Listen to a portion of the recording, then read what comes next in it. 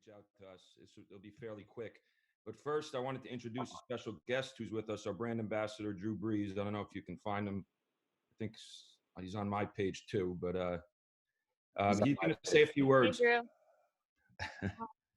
He'll say a few words, but before I just want to tell you the quick story of meeting Drew and how he became our brand ambassador. About 2.5 years ago at the Super Bowl, time has flown here. Drew had reached out. He loved the brand, and he said, let's meet quickly at the Super Bowl. And I was meeting with different agents, a few athletes here and there. And typically when you meet with these agents or athletes, the agents kind of run the show. And the athletes a lot of times don't even know what's going on. They listen to their agent guidance.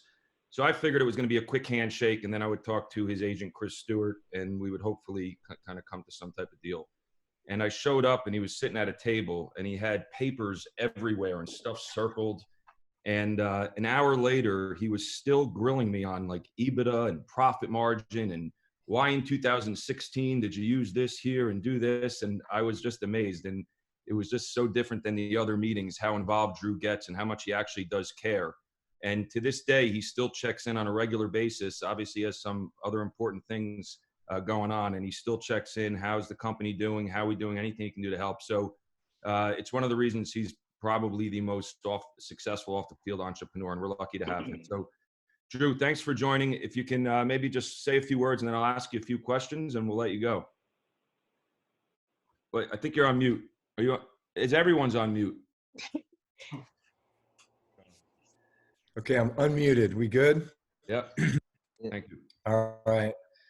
Well, first of all, it's good to be able to jump on with you this morning. I'm on the West Coast, so it's a little bit early here. This is my morning look, with the glasses and the pajamas. So forgive that. But no, I was excited to jump on with you guys this morning. I know these are crazy times, but I think what I'm discovering, I think through this whole journey over the last few weeks and whatever there is left ahead of us, is that the great teams are the ones I think that pull out of this and come out stronger on the other side. And I've been a chance to be a part of some pretty amazing teams throughout my football career, and obviously off the field as well. And I think from the moment that I had a chance to meet Chris a few years ago and become a part of UNTUCKit, I think I've recognized that this is a great team as well. And I think that from the leadership down, you guys really seem to care about one another. You care about the brand. You care about the direction that you're going. And I know that these are tough times, really uncharted times. And yet I think we absolutely will come out better on the other side. And so maybe just an encouraging note this morning. I know we kind of wake up and probably have our good days and our bad days when it comes to what's happening, but I think we all have to see the opportunity in this. And I think we all have to maybe take a step back as a result of this and maybe just appreciate, what we're able to be a part of. And maybe it just kind of resets us in a certain way as we think about the future, and certainly as we think about the future of this team. So just wanted to communicate that with you all. I know you guys are working your butts off, so continue to do that and know that it's not going unnoticed, and you guys will continue to accomplish great things together. Thanks, Drew. I really appreciate that. With just a few quick questions from the team. So one from Kate: what do you listen to during warmups? Or this past year, what were you listening to? Yeah, you know what? I'm not one of those guys that sits in the locker room and just kind of, throws the headphones on and just, goes in my own world. I think my position, playing quarterback, I'm just constantly rehearsing the game over and over in my mind, anticipating what's going to happen. And almost, really, I probably play the game about 100 times in my mind before I actually step on the field. Because the goal is that when I step on the field, there's nothing that can happen that I have not already visualized and I haven't already made the play. And so it just seems to happen. So I do like a stadium that has a good vibe though, and good music and that kind of thing. So whereas like when I'm in the locker room, I'm just studying, right? And I'm visualizing. But then when I get on the field and it's time for warm-ups and that kind of thing, I like those stadiums are kind of going more towards like the DJ deal, so they legit have a DJ that's, posted up somewhere and they're just mashing up songs and doing different things. And so I like that, I like all kind of the current hits, but my genres are 90s alternative. Any 90s alternative fans out there? All right. So like Pearl Jam and Nirvana and those guys. I'm an 80s guy. I'm an 80s one hit wonder guy too. So those would be my two. Like if I'm just kind of like chilling, relaxing, just listening to my own music, that's what I'm listening to. Great. Who's your greatest mentor? I know it's probably a tough question, but if you had to pick one. My greatest mentor? Well, besides you, Chris, my greatest mentor, I'm lucky because I've got quite a few. But there's a guy who I've worked with throughout my career for about the last 17 years. His name is Tom House. Tom House. A lot of people probably don't know that name. He was a former professional baseball player, and then he coached Nolan Ryan when Nolan Ryan was pitching for the Texas Rangers between the ages of 40 and 47. Yes, Nolan Ryan played till he was 47. And his last fastball was 98 miles an hour, which is pretty incredible at age 47. But he's got multiple PhDs. He's an educator, he's a teacher, he's a coach, he's a performance coach. But to me, he's almost like a father figure as well. And he's really left an indelible mark on my career and my life. We still train together probably twice a week during the season. And it's as much about the mental and the emotional part of the game and about life as it is the physical, as to what I'm trying to accomplish. So that'd be my mentor, Tom Great. House. What's something you've always wanted to do but haven't done yet, from Devin? Well, I would love to shoot under par in golf. This whole stay at home stint is kind of putting a damper in that. I was hoping to pick up the golf clubs again this off season for the first time in about 10 years. All my kids are getting the age now where I can bring them along. So that was my goal. So I'd like to shoot under par at some point in golf. And then this is kind of wild, but I would love to go spearfishing. I want to learn how to spearfish. So, like hold your breath, get underwater, be quiet, be patient, and, go get your own food. Nice. Okay, two more. You've said that your three greatest qualities can be as a human being are gratitude, humility, and respect. What advice can you give us in life what advice can you give us to live a life that has more of these qualities? From Andrea. Yeah, that's a deep one there. So gratitude, humility, and respect. I've always felt like those are some of the greatest traits you could have as a human being. It's something I talk to my kids a lot about, and it doesn't seem to be getting through to them yet. So I'm just going to keep pounding them with it. But I think that to me, that's really just a way of life. That's I think if you're wanting to really make strides towards that, you really have to wake up in the morning and say, all right, what am I going to do today to show more gratitude? What am I going to do to show more humility or to show more respect? And I think the results of it are pretty amazing when you really start to make it a part of your life. I think the gratitude perspective of it is if you're just grateful for the opportunities that you have or every, set of circumstances that come your way. I think number one, you have a lot less stress. Number two, I think you see the opportunity in really difficult situations, like maybe the current one that we're in right now.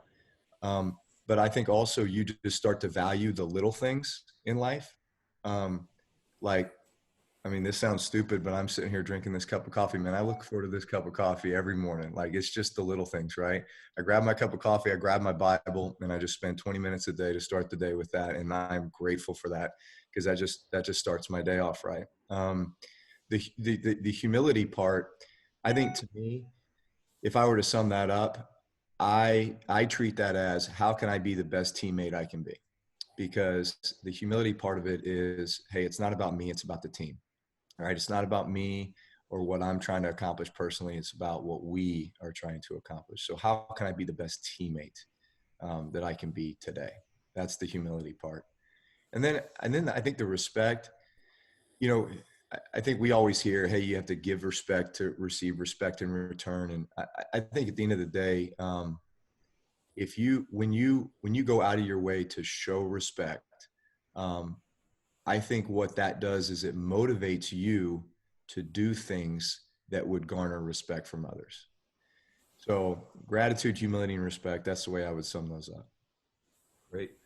All right, last one. Other than football, what is your favorite sport to watch? And in that sport, who is your favorite player today in that playing in the sport that you like to watch? Oh man. All right. So my boys have gotten into lacrosse. And so I don't know if there's any lacrosse fans out there, but I had no exposure to lacrosse growing up. I grew up in Texas and it was all about, football, basketball, baseball, and lacrosse was always just kind of a Northeast thing, right? Well, I think lacrosse has taken the country by storm. So my boys are playing it now. And I'm telling you, it is the greatest sport. Like if you told me your kids can only play one sport like for the rest of their life, I'd say lacrosse, because I think it encompasses a number of different sports all in one, a bunch of different skill sets. There's a toughness element to it. There's hand-eye coordination. There's body positioning, body control. There's a hustle element. It's kind of attack. You're up and down the field. So lacrosse, I love watching. That's probably the only sport that I would really say, like, I could sit in front of a TV and watch that in person and watch it like any day of the week. Whereas all the other sports, it's like, I don't want to watch regular season NBA basketball or regular season baseball or anything like that. I like watching it in person. I think you see a lot more things in person. But yeah, I would say lacrosse. Great. So I got one question for me, more related to the virus and the times we live in. Obviously, we have people on our team who are impacted with their parents, and I'm sure you know people. What I find interesting about this time is typically when there's things happening in the world, you kind of, if you watch TV and you watch kind of the athletes and the celebrities and the politicians, they always kind of give you hope because they stay strong, and you think, I'm nervous here at my house, but turn on the TV, everything seems okay. In this case, and it reminded me yesterday when I heard that Governor Cuomo say that he was actually scared right now, or I guess this was a few days ago. This is just such a crazy time. So someone like you, people look at you like life's great, you're never worried, you're in control. Are you like, how do you deal with this? Are you scared more than, like, how do you describe this time for you, and how are you dealing with it? Well, I think initially, I would say already this has gone on longer than we all expected, right? Like looking back, I can remember right when this first started to surface, right in late March, there was these text messages going around that like, hey, the government's going to shut things down, like quarantine for 2 weeks, like can't leave your house and this and that. And I remember at the time looking at that, like, gosh, that's crazy. People being locked in their house for 2 weeks. What are you talking about? And then you look at the clock now, it's been 4 weeks, right? And it's kind of like there's no end in sight. It's like there's no light at the end of the tunnel. And so I think that part of it is scary, right? That part of it is scary. I think everyone has had to approach like this new normal life, right? We have 4 kids, right, that would otherwise be at school and we would have our normal daily routine. Well, so much of our day now is consumed with homeschool, believe it or not, like going back and figuring out how to do my kids' 5th grade math, right? And at the same time, trying to, figure out what's going to happen with the world. What is the world going to look like when we get out of this? And I think my heart hurts for so many people because I know that, especially so many small business people out there that really have no idea what their business is going to look like, their life, or this world is going to look like when they come out on the other side of this. But I think, again, I am the eternal optimist, and I always try to number one, worry about the things you can control, right? And right now we have no control over what the government mandates us to do or what this virus is going to do or anything else. So to sit back and worry about it or try to I guess, anticipate. Yeah, you're always going to try to anticipate what's going to happen, but to worry about it, I think is kind of a waste of time. It's just going to develop stress and put you in a bad place, right? So, man, what are the opportunities? Like, what are the positives that we can draw out of this? And I don't know for everybody, if you've got family at home that all of a sudden you're thrust into a situation where you're spending a lot more time with. Um, I mean, find ways to value those opportunities, right? Find ways to value those reconnections, and maybe get back to doing some things that have kind of gone by the wayside for a while. I'd say that would be number one.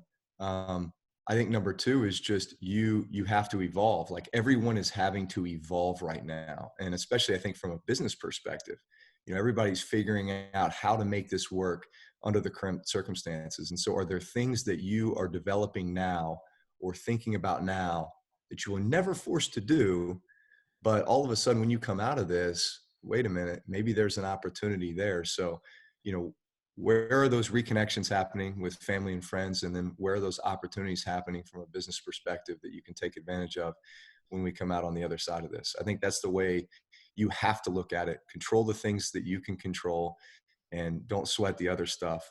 Um, and you will come out better on the other side. And also, the last thing I'd say is, everybody just kind of do their part.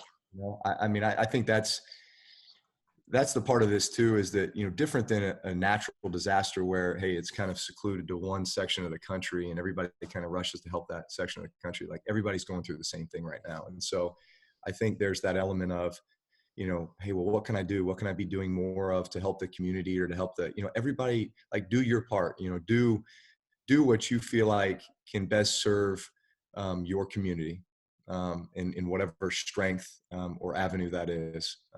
So I guess those would be the three things. Great answer, Drew. Thank you very much, man. I know you're being pulled in every direction, and appreciate what you did for New Orleans. And thanks so much for joining us, for supporting the brand. You got it, guys. All right, man. All right. Thanks, man. Good. Thanks. All right.